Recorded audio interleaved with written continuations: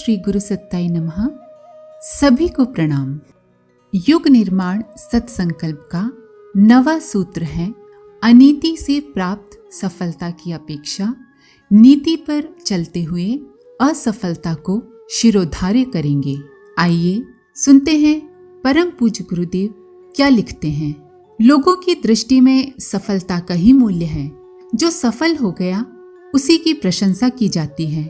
देखने वाले ये नहीं देखते कि सफलता नीति पूर्वक प्राप्त की है या अनीति पूर्वक। झूठे, बेईमान, दगाबाज, चोर लुटेरे भी बहुत धन कमा सकते हैं। किसी चालाकी से कोई बड़ा पद या गौरव भी प्राप्त कर सकते हैं। आप लोग तो केवल उस कमाई और विभूति मात्र को ही देखकर उसकी प्रशंसा करने लगते हैं और समर्थन भी। पर सोचना चाहिए कि क्या ये तरीका उचित है। सफलता की अपेक्षा नीति श्रेष्ठ है। नीति अर्थात उचित मार्ग।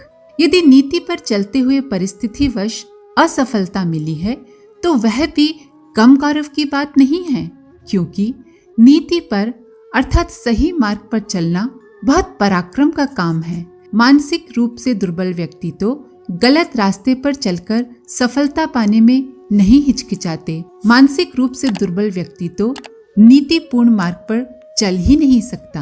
नीति का स्थायी महत्व है और सफलता का अस्थायी।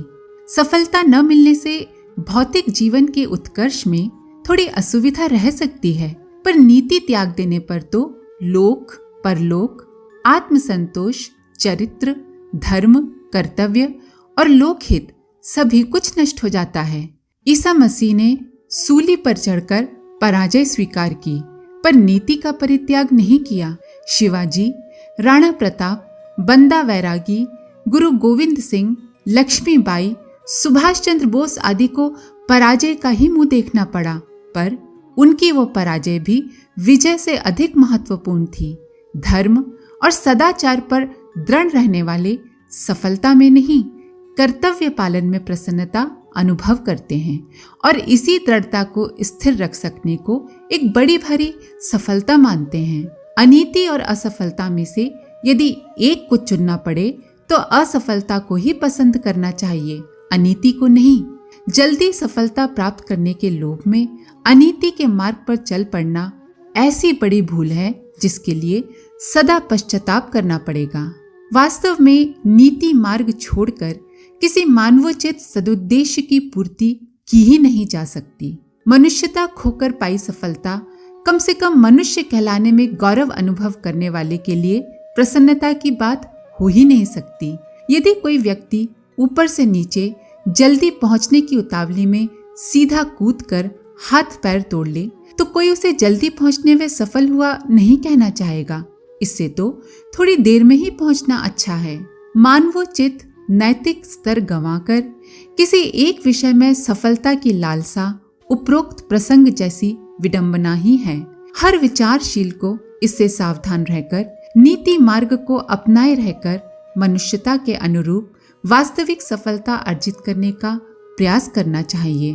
अगर आपके लिए सांसारिक सुख ही सब कुछ है तो आप नीति का मार्ग छोड़ सकते हैं, किंतु यदि आत्मिक सुख के अभिलाषी हैं, आध्यात्मिक जीवन जीना चाहते हैं तो साहस करके नीतिपूर्ण मार्ग ही अपनाएं।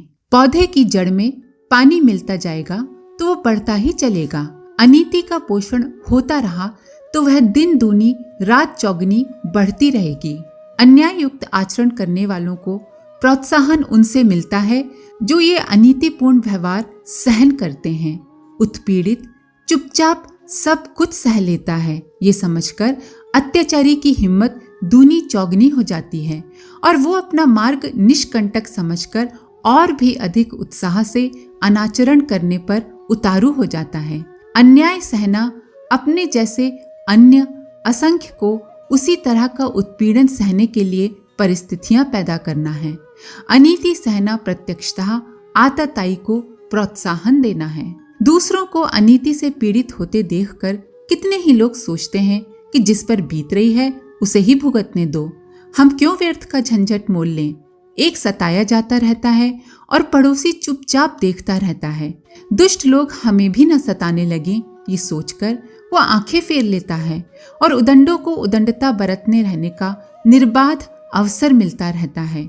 4 गुंडे 100 आदमियों की भीड़ में घुसकर सरे बाजार 1-2 को चाकुओं से गोद सकते हैं और सारी भीड़ चुपचाप खड़ी तमाशा देखती है, आंख फेर लेती है या फिर भाग खड़ी होती है। कहीं हम भी चपेट में ना आ जाएं, इस भय से कोई उन 4 दुष्टों को रोकने या पकड़ने का साहस ही नहीं करता। इस जातीय दुर्बलता को समझते हुए ही आए दिन दुस्साहसिक अपराधों की चोरी, हत्या, लूट, कत्ल, बलात्कार आदि की घटनाएं घटित होती रहती हैं।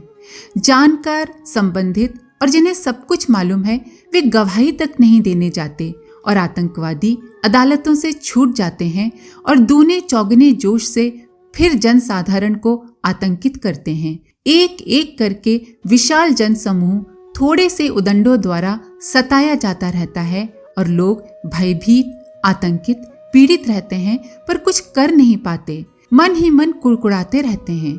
विशाल जनसमूह निर्भीक कहलाए और थोड़े से दुष्ट दुराचारी निर्भय होकर आतंकित करते रहें, ये किसी देश की जनता के लिए, सामाजिकता के लिए भारी कलंक कालिमा है। इससे उस वर्ग की कायरता, नपुंसकता, भीरुता और निर्जीवता ही सिद्ध होती है। ऐसा वर्ग पुरुष कहलाने का अधिकारी ही नहीं है। पुरुषार्थ करने वाले को, साहस और शौर्य रखने वाले को पुरुष कहते हैं। जो अनीति का प्रतिरोध नहीं कर सकता उसे नपुंसक, निर्जीव और अर्धमृत भी कहना चाहिए। ये स्थिति हमारे लिए बड़े ही लज्जास्पद है। हम एक एक करके सताए जाते हैं। इसका एक ही कारण है कि सामूहिक प्रतिरोध की क्षमता खो गई, उसे जगाया जाना चाहिए। हमें ये भूलना नहीं चाहिए कि आज जो एक पर बीत रही है वो कल अपने पर भी बीत सकती है। दूसरे पर होने वाले अत्याचार का प्रतिरोध अगर हम नहीं करेंगे तो कोई हमारी सहायता के लिए भी क्यों आएगा? ये सोचकर व्यक्तिगत सुरक्षा की इस चपेट में अपने को भी चोट लगे, आर्थिक तथा दूसरे प्रकार की क्षति उठानी पड़े तो भी इसे मनुष्यता के उत्तरदायित्व का मूल्य समझकर चुकाना चाहिए। शूरवीरों को आघात सहने का ही पुरस्कार मिलता है और वे इसी आधार पर लोक श्रद्धा के अधिकारी बनते हैं। लोक श्रद्धा के अधिकारी 3 ही हैं: संत, सुधारक और शहीद। जिन्होंने अपने आचरणों, विचारों और भावनाओं में आदर्शवादिता एवं उत्कृष्टता का समावेश कर रखा है वे संत हैं। विपन्न परिस्थितियों को बदलकर जो सुव्यवस्था उत्पन्न करने में संलग्न हैं, अनौचित्य के स्थान पर औचित्य की प्रतिष्ठापना कर रहे हैं, वे सुधारक हैं। और अन्याय से जूझने में जिन्होंने आघात सहे और कष्टों को हंसते हुए शिरोधार्य किया, वे शहीद हैं। ऐसे महामानवों के प्रति मनुष्यता सदा कृतज्ञ रही है और इतिहास उनका सदा अभिनंदन करता रहा है। भले ही आपत्ति सहनी पड़े, पर जो इस गौरव से गौरवान्वित हो सकता है उसे अपने को धन्य ही मानना चाहिए।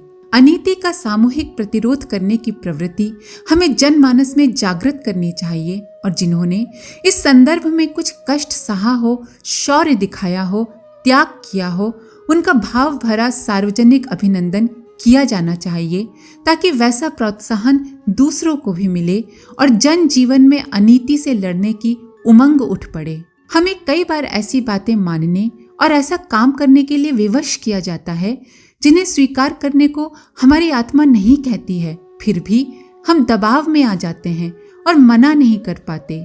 इच्छा न होते हुए भी उस दबाव में आकर वो करने लगते हैं जो हम नहीं करना चाहते।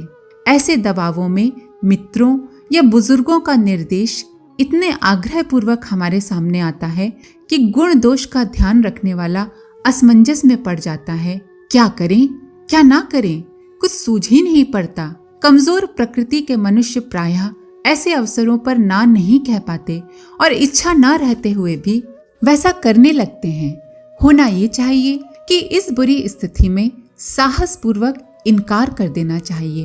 अगर हमें लगता है कि जो कहा जा रहा है हमें करने के लिए वो गलत है, अनीतिपूर्ण है, तो हमें उसे नहीं करना चाहिए। जिसे हम बुरा समझते हैं उसे स्वीकार न करना सत्याग्रह है और ये किसी भी प्रियजन, संबंधी या बुजुर्ग के साथ किया जा सकता है।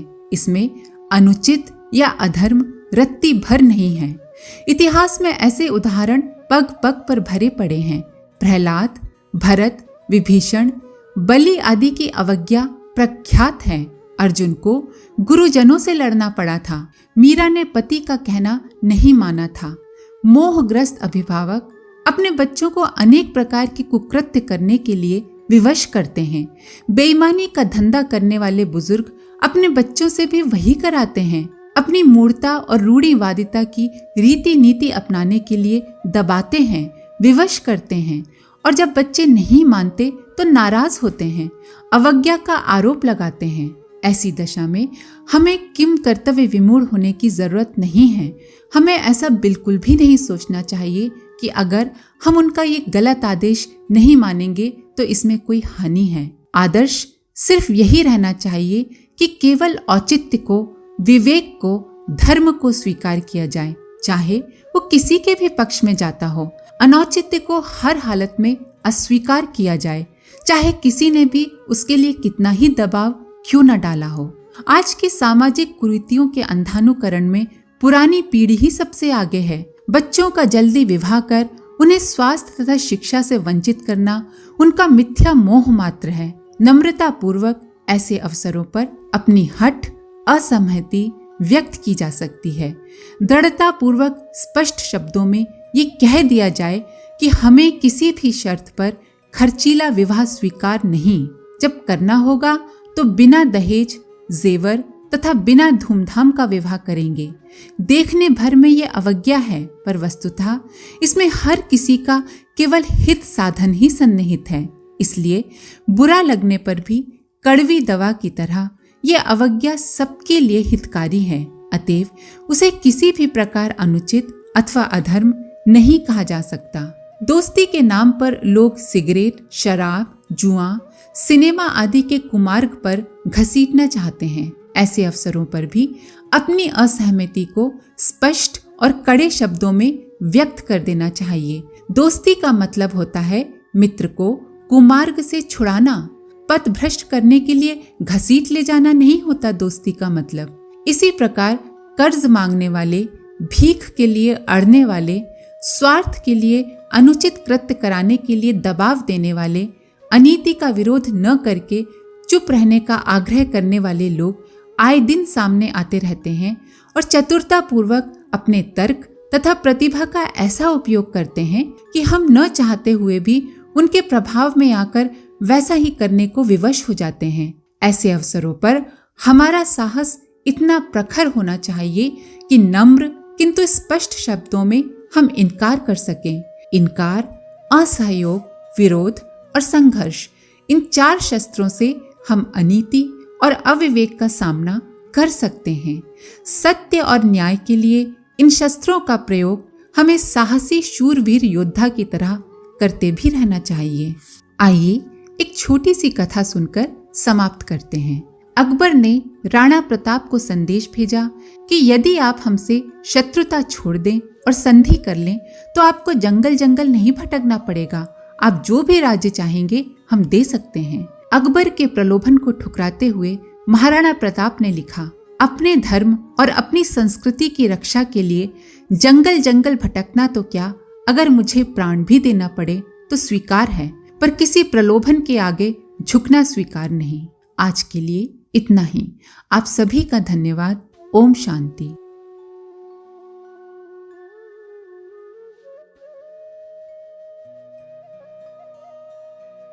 हमारे YouTube चैनल को सब्सक्राइब करें और बेल आइकन को दबाकर ऑल पर क्लिक करें ताकि आने वाले सभी वीडियोस की नोटिफिकेशन आपको मिलती रहे।